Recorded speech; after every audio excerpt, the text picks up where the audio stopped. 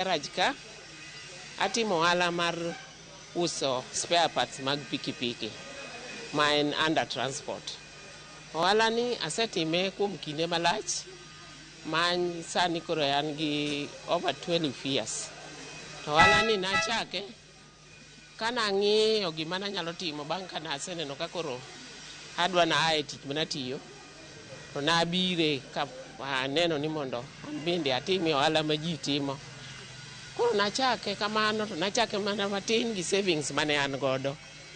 To asebedo ka antiere higni go te gi challenges mantie. Challenges to nitiere ohala ni mana kaka ohelni mamoko. To nikech ing'eyo kaka wan mine, samoro kichako gimoro to be ineno ni ok ochake gi ng'amoro. But no, mago duto nok ang'iyo because naneno ni ohala kaka sani ng'ata ng'ata nyalo timo ohala moro amora.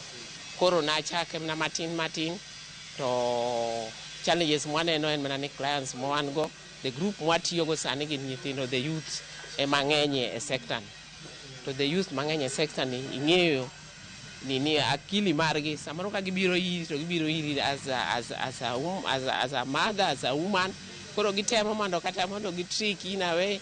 Koro wan bende wasebedo ka nasebedo ka anana kodgi kamano, wabedo kodgi. Koro gima nafwenyo ohala ni en ni kipo ni goe ma in kode very serious, ilimit ni rate michiwe e begine, rate michiwe e gowi. Nikech nyithindo go gin very tricky. Moro nyalo biro to kose tricky ni to samoro bende otimore nade, wuondi kanyo to kiny koduogo madhe kama. To en ohala maber kendo anyalo encourage mine wetewa ni timuru mana ohala ni nikech en mana kaka jomineno kaka joma chuo timego e kaka in bende nyalo time. Bora tu ni ing'eyo ni to in kitime, indiko bende bedo mama mandiko ka samigo ohala. Kinde duto kisendiko indiko an item indiko.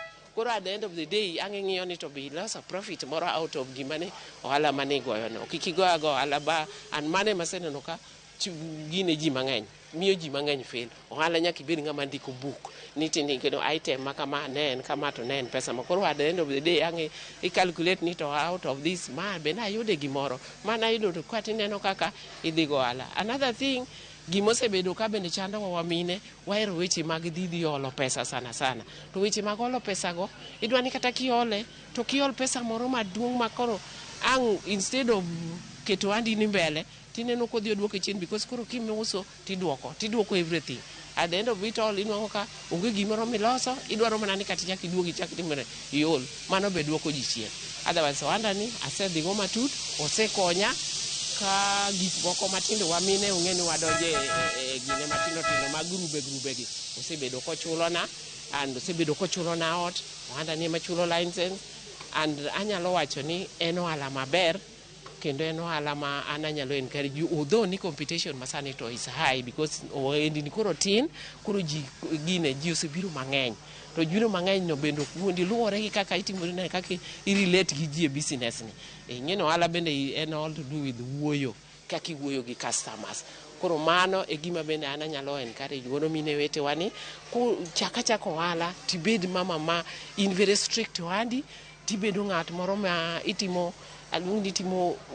ichalo ng'ama timo bookkeeping in a way. Ing'eyo ni naware kendo kata kiwero bende another thing ma ji timo en ni dhi wero to kibiro tiolo gik moko e duka ni. No, we timo mano, bed gi gigi piny, ng'e ni ma nawaro pesa ma kama, koro kiuso ting'iyo ni ma nawaro kama, profit nonego bed kama.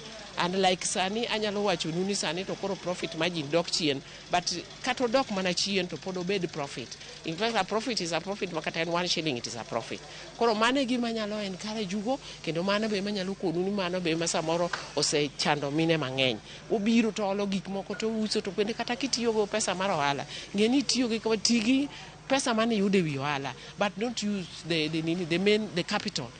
Kitiyo ting'eyo ni pesa ma kama tiyo gi yudo pesa ma kama. Koro kik imbed mondo interest ni gine mari expenditure ni mari exceed the profit miyude e business. And that is the trick of ohala, and mane kaka asebedo katime, okasebedo ka olo loan, and I would say ni have not poka olo loan mora totally, but asebedo kan kode kamano nyaka nene, and challenges go are there, onge kama bende onge challenge. Mano miyo motegno nyakora Mngajang winjo ka bende wacho kiro kizungu kanyo motegno.